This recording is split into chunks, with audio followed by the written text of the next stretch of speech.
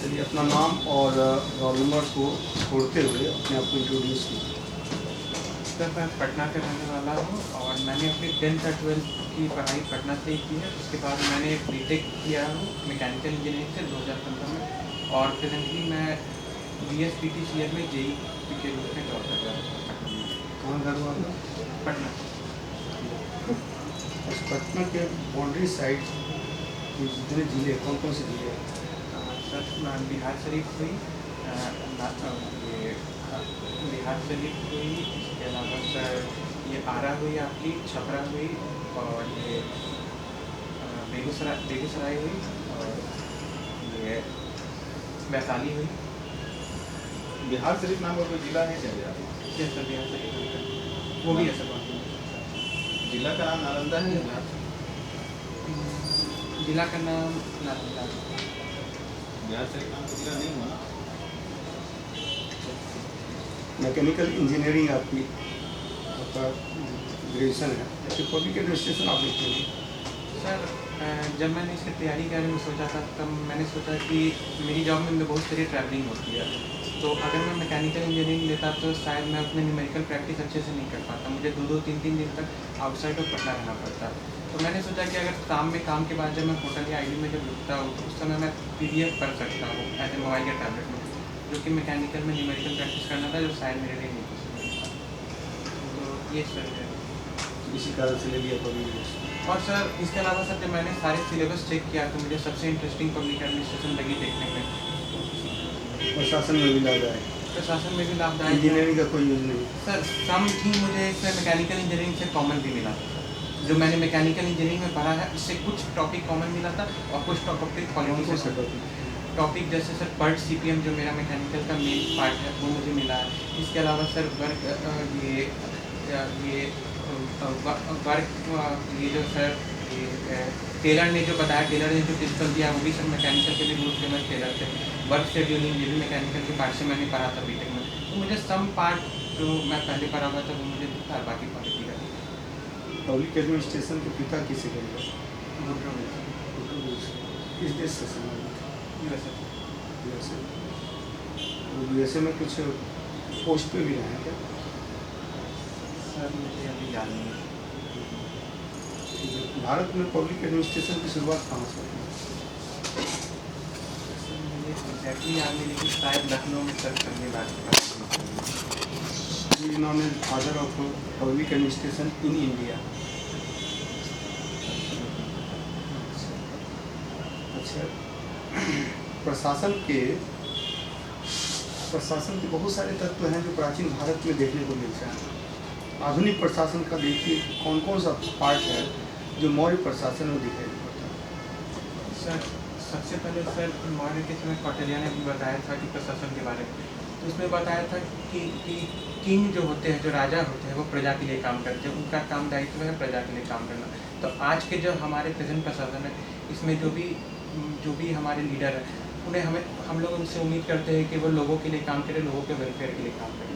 Recruitment का जो तरीका होता था सर, कौटिल्य ने जो बताया था कि मेरिट पे होना चाहिए सब, वही इसी तरह से आज भी होता है।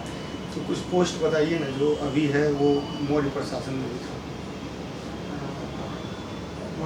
जैसे सर ये समाहर्तर था सर, ये सब, और सही सर संविधाता है, संविधाता था सर, फिर ग्रामीण वाले भी सर, मुझे याद नहीं आ रही अभी का सर। आपका होम डिस्ट्रिक्ट पटना ही रहा। पटना की 3 मेजर इश्यूज क्या लगता है आपके हिसाब से?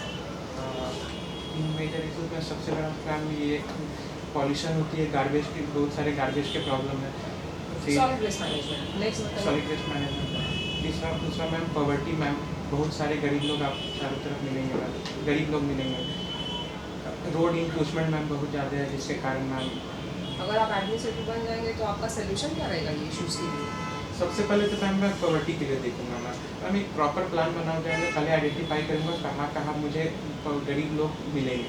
उसके बाद मैं उनके लिए मैम चाहे मैं कोशिश करूँगा कि कुछ भी मैं प्रोडक्टिव काम करा सकूँ, मतलब आप जैसे सिंगल हैंडेडली करें? नहीं मैम, मैं पूरे डिपार्टमेंट को लेके एक साथ मिलकर डिसाइड करूँगा कि उनके लिए तो कुछ अभी जो स्टेट गवर्नमेंट है अपना, क्या वो ये सब नहीं कर रहा है? करती है मैम, अभी भी करती है तो मैम। उसमें क्या लैकुनास है? मैम थोड़े से अभी भी मतलब ये मैम बहुत बड़े क्वांटिटी में है मैम, बहुत सारे लोग हैं गरीब मैम, गवर्नमेंट कर रही है लेकिन सारे लोगों के लिए नहीं कर पा रही है। मोर गवर्नमेंट क्या कर रही है एग्जैक्टली? एग्जैक्टली मैम सबसे पहले तो मैम शेल्टर होम बना रही है कि जो भी गरीब लोग जो रोड पे सोते हैं वो रोड पे नहीं सो पाए, शेल्टर होम बनाया जाए। इसके अलावा अगर आप देखा जाए तो मैम गाँव में या ये सब में जो पहाड़ी एरिया है जिसमें जीविका की मदद से लोगों को काम दिया जा रहा है ताकि वो कुछ प्रोडक्टिव कर पाए, चाहे बी कीपिंग कर पाए, चाहे कुछ टोकरी अच्छा ठीक है। टाइप आपका हॉबी क्या है? बैडमिंटन खेलना पसंद करता हूँ। खेलते हैं आप? Yes, ma'am। इंडिया के लिए बैडमिंटन में अब क्या रिसेंट न्यूज़ रहा है? ये थॉमस कप में मैम पहली बार भारत ने उसमें जीता है, मेडल जीता है, गोल्ड मेडल। इंडिया से कौन से प्लेयर्स गए थे खेलने के लिए? लक्ष्य सेन थे मैम, के श्रीकांत थे, एच.एस. प्रणय थे और डबल्स में मैम रेड्डी और चिराग थे मैम।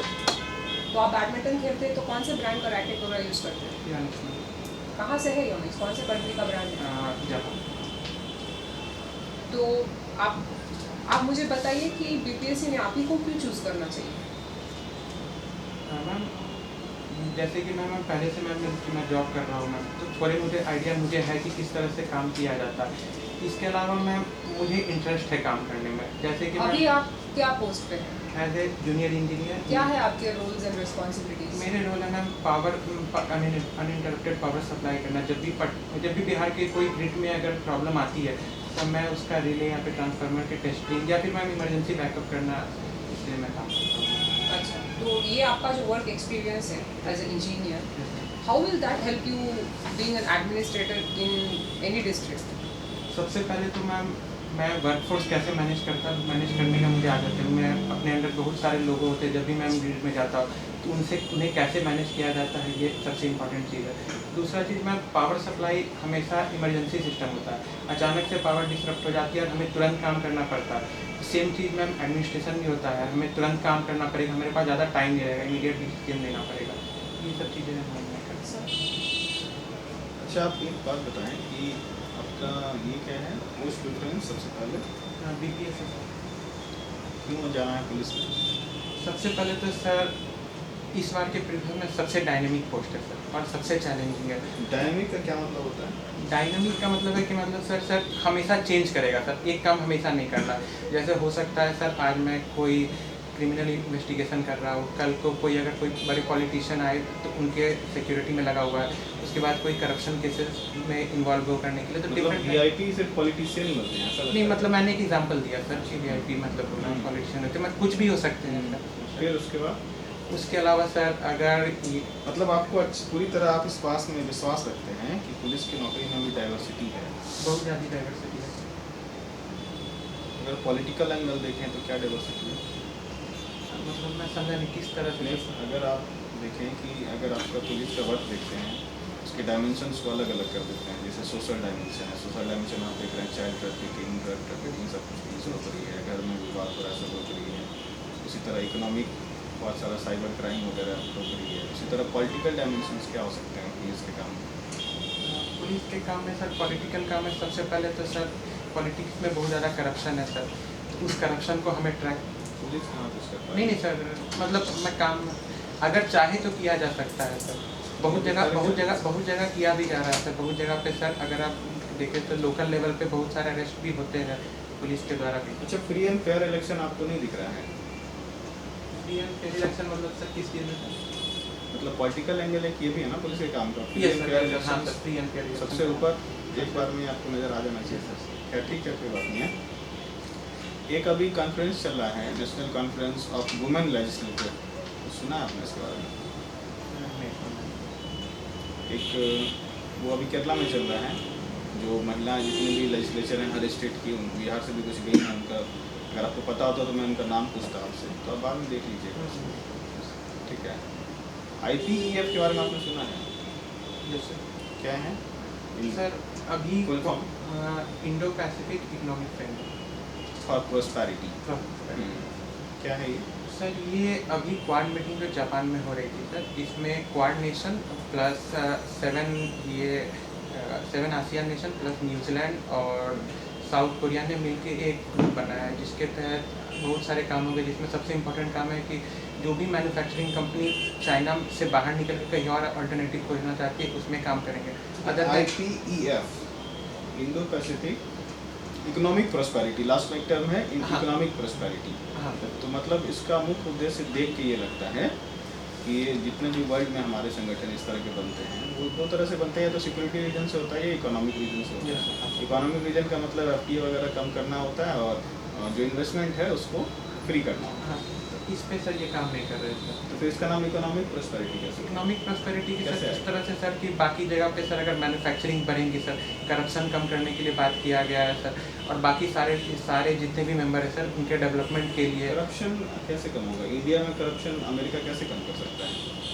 सर अगर सारे कंट्री मिल के सर अगर करप्शन के लिए बात करें सर अगर कुछ रूल का मतलब कि सर एक डिस्कशन हो कि कैसे करें करप्शन कम किया जा सकता है, क्या क्या ऑर्गेनाइजेशन में चेंजेस आ सकती है, तो इंडिया को उससे सीखने को मिला। जैसे हमने पब्लिक एडमिनिस्ट्रेशन में हम बहुत सारी चीज़ जो आज यूज़ करते हैं उसकी रिसर्च अमेरिका में हुई थी, बुक्स अमेरिका में लिखी गई थी, आज हम उसे यूज़ करते हैं। तो अगर सारे लोग बैठ के करेंगे तो उससे सर करप्शन में भी फ़ायदा होगा। मतलब आप सीधा एक इतना जो लंबा समय कह रहे थे, एक लाइन में आप कह सकते थे कि लोग आपस में मिलकर एक तरीका खोज सकते हैं नया, एक इनोवेटिव तरीका जो वहाँ पे है। एक लास्ट सवाल आपसे पूछ लेते हैं कि आपको नहीं लगता है कि बिहार पुलिस में इतनी ज़्यादा वुमेन फोर्स का जो रिक्रूटमेंट हो रहा है ये कहीं ना कहीं पुलिस की क्षमता को घटाता है? ऐसा है क्या? सर अगर आप सर अभी का सिचुएशन देखेंगे तो शायद ये प्रॉब्लम लग सकती है, लेकिन लॉन्ग टर्म में देखा जाए तो ये पुलिस की क्षमता को ज़्यादा अच्छा कर देगा अच्छा, सर। अभी के हिसाब से कैसे ऐसा लग सकता है? क्योंकि सर फैसिलिटीज़ वुमेन के लिए सब जगह अवेलेबल नहीं है सर। अगर आप इंटीरियर में बात करें तो वुमेन को पोस्टिंग देने में प्रशासन को भी प्रॉब्लम होती है ना अगर आप बाथरूम बात करें या फिर रहने का इंतजाम बात करें तो ये सब अभी नहीं है, लेकिन अगर 3-4 साल बाद देखा जाए तो सारे फैसिलिटीज़ अच्छे से बन जाएंगे। ये जो प्रॉब्लम आज लग रही है कल को एक पॉजिटिव फॉर्म में बहुत अच्छी तरह से होगी। Thank you. Thank you. बैठिए। थोड़ा सा फीडबैक कर लेते हैं। आप बहुत फास्ट चल रहे हैं, आपकी एंट्री बहुत अच्छी है, बोलने में तो बहुत बेहतरीन है, एक पॉजिटिव पॉइंट है, क्वेश्चन भी आपका अच्छा है, लेकिन इतना काहे बोलते हैं? बहुत ज़्यादा नहीं बोल रहे हैं। देखिए, इंटरव्यू में आपको सबसे ज़्यादा इस बात का ख्याल रखना है कि आपको जैसे हम बात कर रहे हैं आराम से धीरे धीरे, ठीक है, थोड़ा सा सोचना है आपको। ऐसा सवाल ख़त्म होते ही आपका आंसर आता है, ऐसे नहीं आना है। सोचिए क्या लगता है, और धीरे धीरे बोलिएगा तो उसको लगेगा कि लड़का का माइंड चल रहा है। ऐसे तो लगता है कि आपके दिमाग में कुछ था उसको वोमिट कर रहे हैं सीधा। वो इंजीनियरिंग झलक रही है। हाँ, तो आप थोड़ा सा नहीं, ऐसा नहीं है, उसको पॉजिटिव वे में ही लेते हैं। नहीं, वही बात मैं बता रहा लेकिन हूँ। थोड़ा सा आप ऐसे जैसे हम बोले तो ज़्यादा अच्छा लग रहा होगा आपको।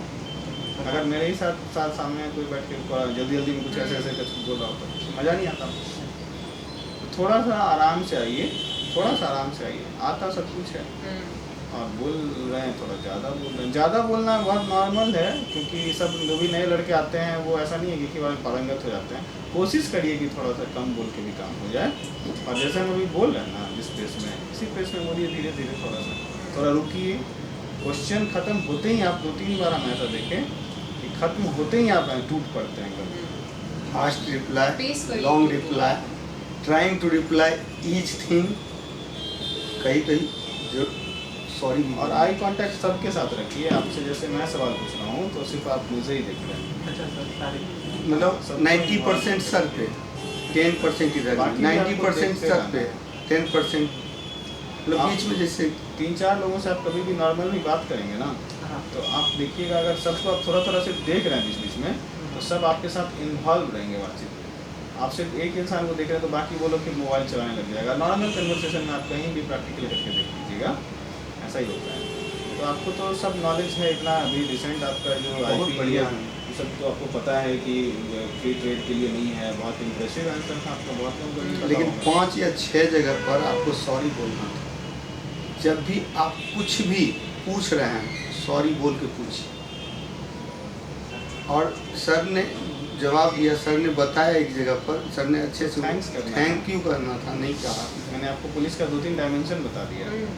3 जगह पर सर ने थैंक यू बोलने का अवसर दिया। अच्छा, मैं जो भी सवाल आपसे पूछ रहा हूँ वो सब सवाल या तो मुझसे UPSC इंटरव्यू में पूछा गया था, या मैं बिहार में कहीं को पूछा गया था, या फिर मैं कभी किसी बड़े हस्ती के सामने मॉक दे रहा होता था तब पूछा गया था, तो बड़ा स्टैंडर्ड सवाल ही पूछा गया आपसे।